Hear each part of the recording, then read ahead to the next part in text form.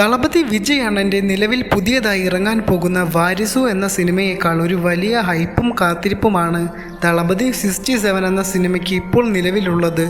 ഇതിൻ്റെ മെയിൻ കാരണം എന്തെന്നാൽ നമുക്കെല്ലാവർക്കും അറിയാവുന്നതുപോലെ ലോകേഷ് സിനിമാറ്റിക് യൂണിവേഴ്സും അതുപോലെ തന്നെ വിജയ് അണ്ണൻ്റെ സ്വാഗും പിന്നെ ആ ഒരു സ്ക്രീൻ പ്രസൻസും എങ്ങനെയാണെന്നുള്ള നമ്മുടെ ഉള്ളിലെ ക്യൂരിയോസിറ്റിയുമാണ്. ദളപതി 67 എന്ന ചിത്രത്തെ പറ്റി ഒരുപാട് ഫാൻ മെയ്ഡ് പോസ്റ്ററുകളും മറ്റും നമുക്ക് ഇപ്പോൾ ധാരാളം കാണാൻ സാധിക്കുന്നുണ്ട്.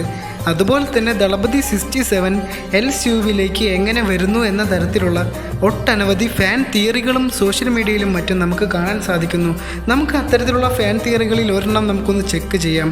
അതിനു മുമ്പ് നിങ്ങൾ എൻ്റെ ഒരു ചെറിയ യൂട്യൂബ് ചാനൽ ആദ്യമായിട്ടാണ് കാണുന്നതെങ്കിൽ തീർച്ചയായും ഒന്ന് സബ്സ്ക്രൈബ് ചെയ്തൊന്ന് സപ്പോർട്ട് ചെയ്യണം. അപ്പോൾ നമുക്ക് നേരെ വീഡിയോയിലേക്ക് പോകാം. ദളപതി 67 LCUവുമായി കണക്ഷൻ വരുന്നതായിട്ടുള്ള ഒരുപാട് ഫാൻ തിയറികൾ ഇപ്പോഴും നിലവിലുണ്ട്.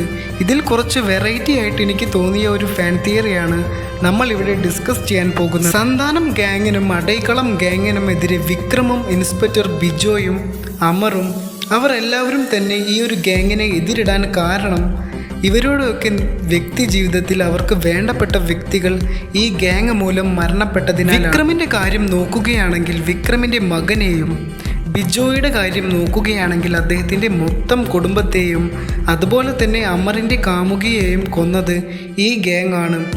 ഇതുപോലൊരു തീരാ നഷ്ടം ദളപതി 67 വിജയ്ക്കും സംഭവിക്കുമെന്നതാണ് ഈ ഫാൻ തിയറിയിലൂടെ സൂചിപ്പിക്കുന്നത്.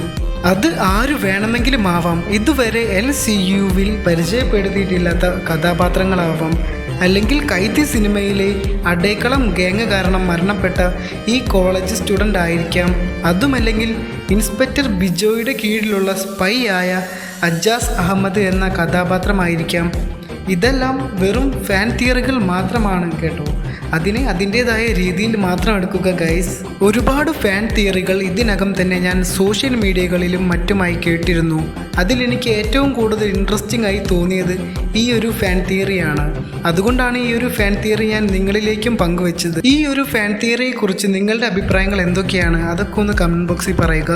മാത്രമല്ല നിങ്ങൾക്ക് ഇത്തരത്തിലുള്ള ഫാൻ തിയറികളൊക്കെ അറിയാമെങ്കിൽ അത് കമൻറ്റ് ബോക്സിൽ ഒന്ന് ടൈപ്പ് ചെയ്തിട്ട്. So that's the video guys. Thalapathy 67 അപ്ഡേറ്റുകൾക്കും മറ്റു സിനിമ ഫാക്ട്സുകളൊക്കെ കേട്ട് നിങ്ങൾക്ക് എൻ്റെ ഒരു ചെറിയ യൂട്യൂബ് ചാനൽ ഒന്ന് സബ്സ്ക്രൈബ് ചെയ്ത് എന്നെ സപ്പോർട്ട് ചെയ്യാവുന്നതാണ്. അപ്പോൾ അടുത്ത നല്ല വീഡിയോയിൽ കാണുന്നവരേക്കും ബൈ ഗൈസ്, ബൈ.